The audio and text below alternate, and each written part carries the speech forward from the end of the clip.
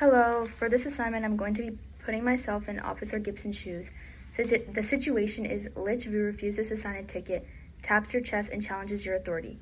I'll explain step by step what I would do, why I would do it, and how those actions align with standard police operations principles including de-escalation, officer safety, using the least amount of force necessary, and proper documentation. First, my immediate priorities are officer safety and scene control. When someone physically invades my personal space by tapping my chest and verbally challenging my authority, that is a clear escalation. I would take two quick actions simultaneously. 1. Create distance. I would step back to a safe position to regain space and reduce the chance of immediate physical touch. 2. I would actively engage verbally. In a calm, firm voice, I would say, "Sir, do not touch me. Step back, please. I am asking you to step back." I would use short and clear commands. These first moves are about reducing risk and reestablishing control without escalating to force. Body language matters too. Keep hands visible, adopt a non-threatening but authoritative posture, and maintain eye contact. Second, I would de-escalate verbally. The goal is compliance without hands-on intervention.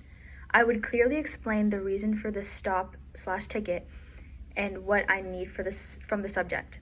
You received a citation for blank.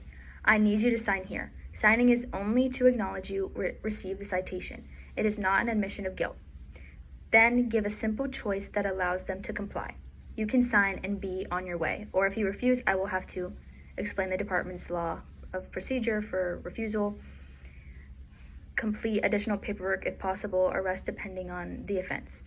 Which do you choose? Is what I would say. Using explanation plus a clear choice often reduces tension because the person knows the consequences and feels less like they're being arbitrarily controlled.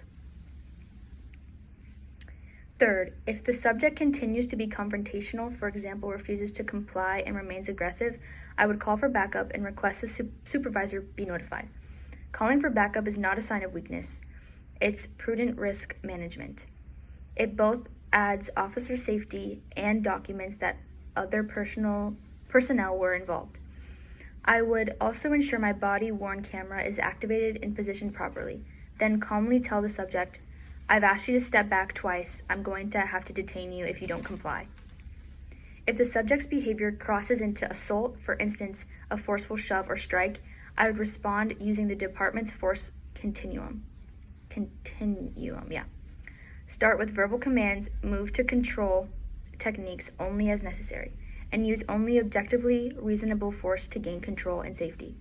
Any use of force would be proportionate to the threat and documented immediately according to the department policy.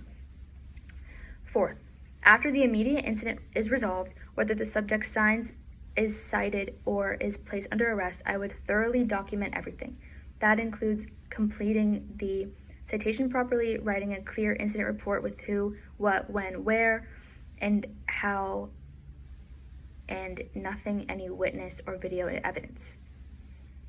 I would also notify my supervisor and complete any required use of force reports if force was used. Accurate, timely documentation protects the public, the department, and the officer. A few final important points.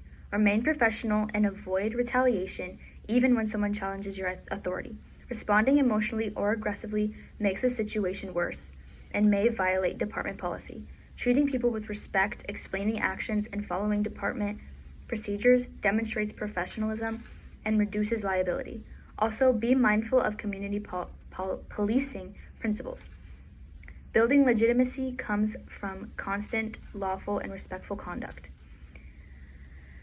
In summary, create space for safety, use calm and clear verbal commands to de-escalate, call for backup when needed, use only necessary and proportionate force if the situation requires it, and document everything per department procedures.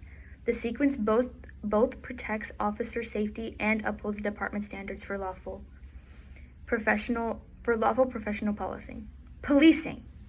Thank you for listening.